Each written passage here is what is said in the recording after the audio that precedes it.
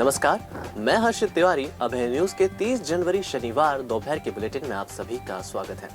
रविवार 31 जनवरी को माघ माह के कृष्ण पक्ष की तृतीया तिथि रहेगी। भारत के स्वतंत्रता संग्राम में अपना महत्वपूर्ण योगदान देने वाले राष्ट्रपिता महात्मा गांधी की नथुराम गोडसे ने आज के दिन 1948 में गोली मारकर हत्या कर दी थी।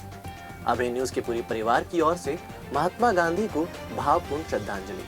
आइए अब चलते हैं उज्जैन जिले की खास खबरों की ओर। लोक अदालत के इतिहास में पहली बार एक फौजी के परिवार को 75 लाख रुपए का अवार्ड पारित किया गया है।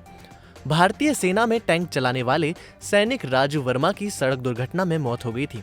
उनके परिवार ने उज्जैन जिला न्यायालय में क्लेम की राशि के संबंध में प्रकरण प्रस्तुत किया था, जिसका निराकरण करते हुए जिला न्यायालय ने दिवंगत फौजी के परिवार और इंश्योरेंस कंपनी न्यू इंडिया के अधिकारियों के बीच राजीनामा कराकर 75 लाख रुपए की राशि स्वीकृत कराई। इतनी बड़ी क्लेम राशि का जिले में संभवतः यह पहला मामला है। खास तौर से न्यू इंडिया इंश्योरेंस कंपनी ने प्रयास करके उसमें राजीनामा करवाया है और इतनी बड़ी राशि करीब 75 लाख रुपए की राशि का अवार्ड हमने पारित किया है, जो अपने आप में एक सिंगल केस में इतनी बड़ी राशि है।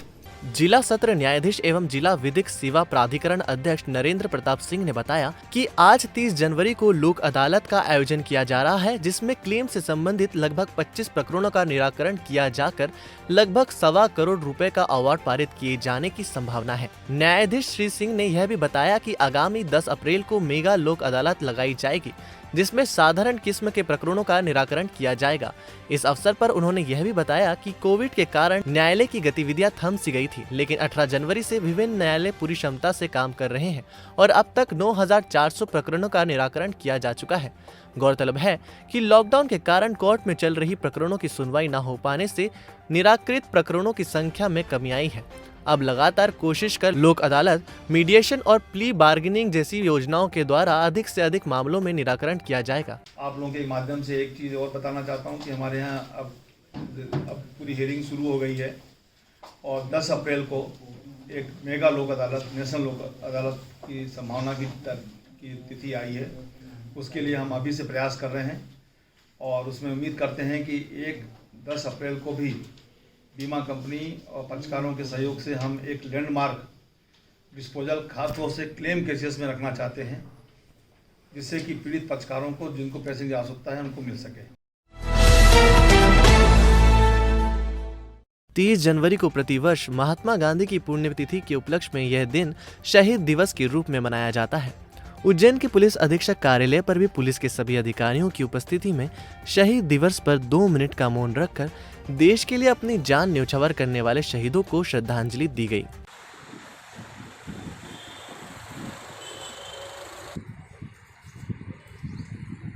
आज उज्जैन में पुलिस अधीक्षक कार्यालय पुलिस कंट्रोल रूम में एक 2 मिनट का मौन रखा गया और इसमें जो स्वतंत्रता संग्राम के जो शहीद हैं उनकी स्मृति में ये आयोजित किया गया था और इसमें हमारे सभी जो कार्यालय, कंट्रोल रूम और पुलिस अधिकारी और बल इसमें उपस्थित हुआ और 2 मिनट का मौन धारण करके शहीदों को की स्मृति में ये कार्यक्रम रखा गया।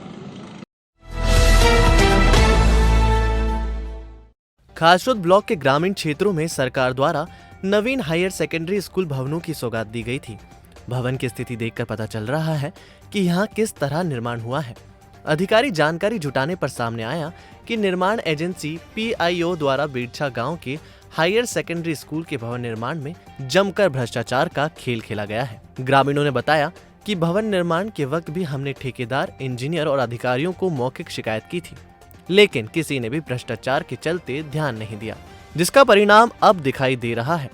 विद्यालय भवन की बाउंड्री वॉल कुछ समय में ही जमीन पर आ गिरी, जिसकी जानकारी PIO और शिक्षा विभाग के स्थानीय जवाबदार अधिकारी को दी, लेकिन वे भी कोई संतुष्टिपूर्ण जवाब नहीं दे पाए। आपको बता दें कि उज्जैन जिले के अधिकांश ग्राम पंचायतों में हाई सेकेंडरी स्कूलों की सौगात सरकार द्वारा दी गई थी, जिनके हालात यह तस्वीर बयां कर रही है कि भवन निर्माण में भारी भ्रष्टाचार हुआ है।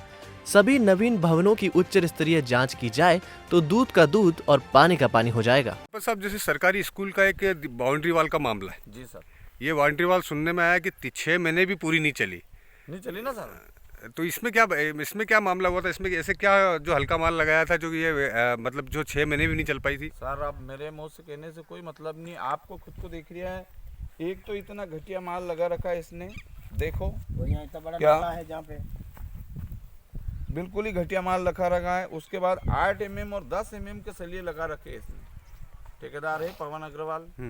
क्या उसके बावजूद मैंने भी कई बार बोल दिया है बस हाँ करवाता हूँ।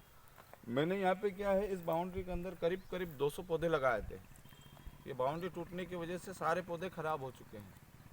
अब ठेकेदार से जब भी मेरी बात होती है बस वो यही बोलता है हाँ करता हूँ। ग्राम लेकुड़ा स्थित गौशाला प्रांगण में आयोजित 7 दिवसीय भागवत कथा में चिंतक एवं कथावाचक सुश्री वर्षा नागर ने गोरक्षा गौ सेवा की बात पर जोर दिया। उन्होंने कहा कि हर मानव गौ सेवा से समृद्धशाली बन सकता है। इस अवसर पर अखिल भारतीय क्षत्रिय महासभा के सदस्यों ने उपस्थित होकर कथावाचक पूज्य सुश्री वर्षा नागर का साफा बांधकर और तलवार भेंट कर स्वागत सम्मान किया। इस अवसर पर पूर्व विधायक लाल सिंह रणावत, दिलीप सिंह शेखावत, तेज बहादुर सिंह चौहान, जीवन सिंह लेकोड़िया, लक्ष्मण सिंह, राजेंद्र सिंह सहित गणमान्य पदाधिकारियों ने कथा श्रवण कर आरती लाभ उठाया। सुश्री ने स्वागत की तलवार हाथ में लिए धर्म विरोधी ताकतों को कथा मंच से ललकारा। खाचरो जनपद की ग्राम पंचायत बेड़छा में सड़क नहीं बनने पर ग्रामीण जन परेशान हो रहे हैं। कुछ माह पूर्व कलेक्टर आशीष सिंह ने बेड़छा दौरे के समय ग्रामीण जन की शिकायत पर सड़क निर्माण करने के आदेश दिए थे। उसके बाद अधिकारी कर्मचारी भी आए और ग्रामीणों को 2-4 दिन में काम शुरू करने का कह गए, लेकिन संबंधित अधिकारियों के आश्वासन के बाद आज तक सड़क निर्माण का काम शुरू नहीं हुआ, जिसकी शिकायत ग्रामीण जन ने सीएम हेल्पलाइन पर भी की। उसके बाद भी कोई सुनवाई नहीं हुई। यहाँ सबसे बड़ा सवाल तो यह है कि जिला कलेक्टर के आदेश के बाद भी सुनवाई नहीं होना अधिकारियों की उदासीनता को दर्शाता है। इस पूरे मामले में जनपद पंचायत सीईओ सुश्री जिम्मी बहेती से जानकारी मांगी तो उन्होंने भी जवाब के लिए ऊपर के अधिकारी का हवाला दे दिया। 5 नवंबर को जब कलेक्टर साहब आए थे, उन्होंने कहा था कि यहाँ पे जो है 2 रोड बननी थी, 2 रोडों की मांग उठी थी। इन्होंने क्या कालूराम जी भैया ने मांग उठाई थी। ये रोल का रास्ता जारिया है सीधा, यहाँ पे एक बड़ा सा ये नाला भी पड़ता है इसकी। अब कलेक्टर साहब ने बोला था हमारे जनपद सीईओ मैडम को, बोले आप जो है इसके कागज़ भिजवाओ, मैं 3 दिन के अंदर काम चालू करवा दूँगा। बस जनपद वाले भी यही आश्वासन देते आ रहे हैं, आजकल। क्या कलेक्टर साहब की बात का भी तौहीन हो रहा है। सैंक्शन सुदूर सड़क जिला पंचायत से होता है, हम लोग सैंक्शन नहीं करते, हम लोग प्रपोजल सेंड करते हैं और जनपद स्तर से प्रपोजल ऑलरेडी सेंड किया जा चुका है। तो मैडम उन्होंने अभी तक काम चालू भी नहीं किया और कुछ भी देखने निरीक्षण भी नहीं हुआ, इसका क्या कारण है? इसकी जानकारी आप वरिष्ठ कार्यालय से लीजिएगा क्योंकि मेरे स्तर का काम मैं कर चुकी हूँ। उज्जैन में पिछले 5 दिनों से न्यूनतम तापमान 10 डिग्री सेल्सियस के नीचे है। जिवाजी वेधशाला के अधीक्षक डॉक्टर राजेंद्र प्रकाश गुप्त का मानना है कि उत्तर भारत के राज्यों में बर्फबारी के कारण वहां से चलने वाली सर्द हवाओं ने उज्जैन में गलन बढ़ा दी है। दिन में कड़ी धूप से जहां लोगों को ठंड से राहत मिलती है, वहीं शाम होते ही गलन भरी ठंड और शीतलहर से लोगों का जीना दुश्वार हो जाता है। ठंड के चलते लोग शाम होते ही घरों में कैद हो जाते हैं। हालांकि दिन में चल रही सर्द हवाओं से लोगों में सिरहन पैदा होती है। 29 जनवरी की रात अब तक की सबसे सर्द रात रिकॉर्ड की गई।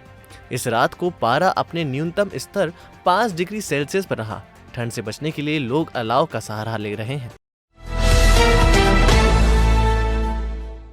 तो आपने देखी उज्जैन जिले की खास खबरें। आपको हमारा बुलेटिन कैसा लगा, इसका फीडबैक कमेंट सेक्शन में जरूर दीजिएगा। कल फिर मिलेंगे नए बुलेटिन के साथ। नमस्कार।